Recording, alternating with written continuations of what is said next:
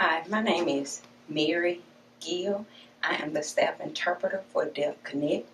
Today I will be interpreting a statement from Natasha Parks, who is the COO of Deaf Connect. 2020 will be written in the history books as one of the most transformative years for this country. In the middle of living through a global pandemic, we witnessed the murder of George Floyd, pleading for his life, crying out for his mother. We watched the video of two white men hunt a black man down and kill him as he is jogging in a neighborhood in Georgia. We sit and wonder why there has been no accountability for Breonna Taylor, who was shot 8 times in her sleep. As a black mother, my heart struggles with what to tell our children.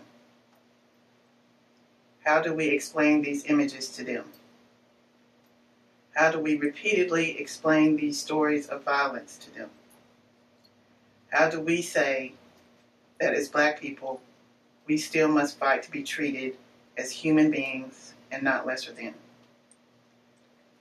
This most recent outrage started to address senseless violence towards black people. But this is a battle that has been going on for years. Our communities are suffering from the wounds of racism. Through unjust policies, limited access to food, housing discrimination, underfunded education, employment issues, and an unjust criminal justice system, and more. The Black deaf community struggles with racism are even more significant and devastating in this country. The battle to be heard and understood by the hearing world is an added fight, on top of the cruelty of racism. To ignore the Black deaf community, which tends to be commonplace in these struggles to eradicate racism, is another roadblock to the healing of humanity. As a nonprofit agency, we are called to foster growth, empower individuals, and serve. To best serve, we must acknowledge and address these problems.